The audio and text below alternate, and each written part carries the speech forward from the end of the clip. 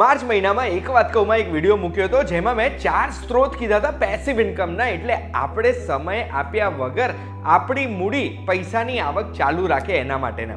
એમાં તમારી તો ઘણી બધી કમેન્ટ્સ આવી, જે કમેન્ટ્સમાં વચ્ચે મને તુષારભાઈની કમેન્ટ દેખાઈ અને એક વાત કહું ના, પહેલી વખત સુપર થેન્ક્સ, 40 રૂપિયા મળ્યા. થેન્ક યુ સો મચ તુષારભાઈ. બીજી બધી જે કમેન્ટ્સ છે ને એમાં મેક્સિમમ કમેન્ટ્સ એ હતી કે પેસિવ ઇન્કમ કરવા માટે મૂડી જોઈએ અને મૂડી અમારી પાસે નથી. એટલે જ જો તમે જાણવા માંગતા હોય કે 5-5 હજાર રૂપિયાથી આપણે પહેલી 5 લાખની મૂડી કઈ રીતે ભેગી કરી શકીએ, તો એના માટે ધ્યાનથી સાંભળજો. હું તમને એક વાત કહું.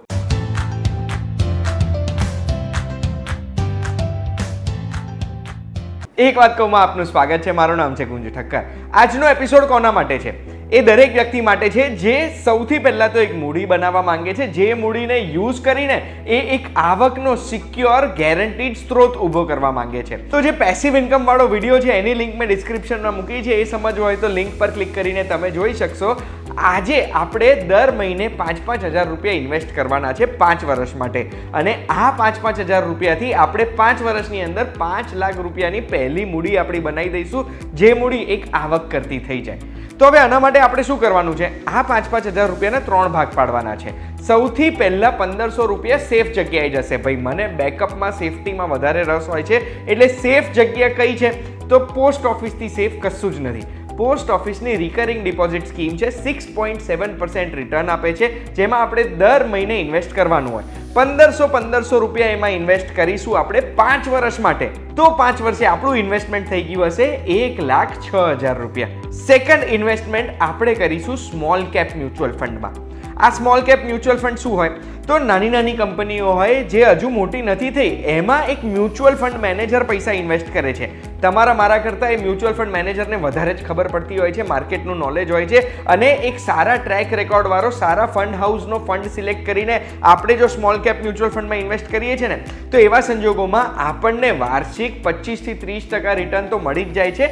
લાંબા ગાળામાં હિસાબ મારીએ તો, ટૂંકા ગાળામાં આપણે જોઈશું તો કદાચ નુકસાન એ થયું હોય, પણ 5 વર્ષ માટે આપણે મૂકવાનું છે, એટલે એસઆઈપી ચાલુ કરી દઈશું. 1500 રૂપિયાની એસઆઈપી દર મહિને એક સરસ સ્મોલ કેપ મ્યુચ્યુઅલ ફંડમાં. તો 5 વર્ષે આ 1500 રૂપિયા કેટલા થયા હશે? 1,71,000 રૂપિયા, અગર આપણે વાર્ષિક 24% રિટર્ન બી જો ગણીએ છીએ. સ્મોલ કેપ મ્યુચ્યુઅલ ફંડમાં એક સાથે વધારે ઇન્વેસ્ટમેન્ટ એટલે ના કરાય, કારણ કે આ એક બહુ જ રિસ્કી ઇન્વેસ્ટમેન્ટ છે. એવું બી થાય કે આપણું રિટર્ન ઝીરો બી થઈ જાય. પણ મેં તો તમને પાસ્ટ વર્ષોનો ટ્રેક રેકોર્ડ ગણીને આ હિસાબ માર્યો છે. ત્રીજો ભાગ જશે 2,000 રૂપિયા દર મહિને મિડ કેપ મ્યુચ્યુઅલ ફંડમાં. મિડ કેપ કંપનીઓ હોય એમાં બી છેલ્લા 10 વર્ષનો ટ્રેક રેકોર્ડ બહુ જ સારો રહ્યો છે. આપણે આમ જોવા જઈએ ને તો છેલ્લા 10 વર્ષનું રિટર્ન જોઈએ તો સારા મ્યુચ્યુઅલ ફંડે 18% વધારે રિટર્ન આપ્યું છે. ઘણા મ્યુચ્યુઅલ ફંડે તો 20-22% આપ્યું છે. આપણે ગણીશું 18%.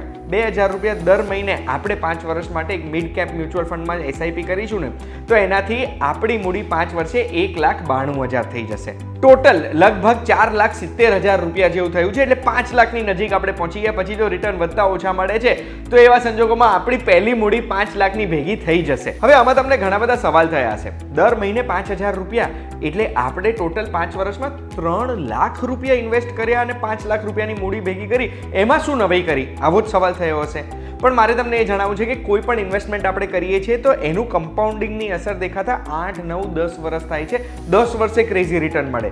અત્યારે તો આપણે ખાલી એક ડિસિપ્લિન કેળવવાનું છે. આપણી જોડે મૂડી નથી, એ મૂડી ભેગી કરવા માટે, અને એના માટે મારી પાસે તમારા માટે 2 ટીપ છે. પહેલી ટીપ શું છે? આપણે જે ઇન્વેસ્ટમેન્ટ કરવાના, સેવિંગ કરવાના ને, એ મહિનાની શરૂઆતમાં કરી દેજો. આપણી જોડે પગાર આવે ત્યારે જ આપણે 5,000 જો ઇન્વેસ્ટ કરી દઈએ છીએ તો એટલા 5,000 આપણી જોડે ઓછા રહેશે આખા મહિનામાં. જેમ ઈએમઆઈ કપાઈ જાય છે ને મંથ એન્ડ આવતા પૈસા નથી રહેતા, એમ ઇન્વેસ્ટમેન્ટ બી કાપી દો દર મહિનાના સ્ટાર્ટિંગમાં. એનાથી શું થશે?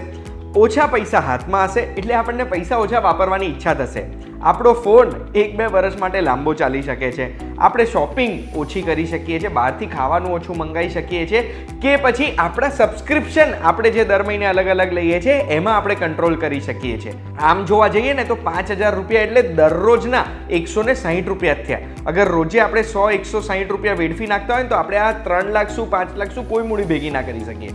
પણ સ્ટાર્ટિંગમાં જ 5,000 ઇન્વેસ્ટ કરી દીધા તો એ આપણને 5 લાખ ફ્યુચરમાં મૂડી બનીને બહુ જ કામમાં લાગી શકે છે. બીજી ટીપ એ છે કે મ્યુચ્યુઅલ ફંડમાં જેટલું લાંબુ આપણે ઇન્વેસ્ટેડ રહીશું ને એટલું આપણા માટે સારું છે. એ આપણે ટ્રેક રેકોર્ડમાં જોઈ શકીએ. 2013 થી 2020 સુધી કોઈ પણ મ્યુચ્યુઅલ ફંડ તમે જોશો ને તો એને 8%, 9%, 10%થી વધારે રિટર્ન આપ્યા જ નથી. સ્મોલ કેપ હોય, મિડ કેપ હોય, કોઈ બી મ્યુચ્યુઅલ ફંડમાં. પણ 2020થી 2024 સુધી જે એક્સપ્લોઝિવ રિટર્ન આપ્યા છે, ઘણા મ્યુચ્યુઅલ ફંડે 40%, ઘણા મ્યુચ્યુઅલ ફંડે 77% રિટર્ન્સ આપ્યા છે. એટલે એ જે વધારે રિટર્ન મળ્યા એ 2013થી 2020 સુધીનો જે ટ્રેક હતો એને એવરેજ આઉટ કરીને અત્યારે આપણને 20-25% જેવું રિટર્ન દેખાય છે. એટલે મ્યુચ્યુઅલ ફંડ હોય, શેર્સ હોય, ક્યાંય બી લાંબુ તમે ઇન્વેસ્ટેડ રહેશો ને તો આપણા માટે વધારે ફાયદાકારક છે. અત્યારે આપણે 5 વર્ષમાં એક મૂડી ભેગી કરવી હતી એટલે આ કેલ્ક્યુલેશન કર્યું છે, પણ જેટલી લાંબી બચતની આદત રાખશો એટલું તમને કમ્પાઉન્ડિંગનો ફાયદો મળશે. બાકી એક વાત કહું, તમે રેગ્યુલરલી જોતા હશો તો તમને ખબર જ હશે કે જેટલું લાંબુ ઇન્વેસ્ટેડ રહીશું એટલું જ ફાયદાકારક છે.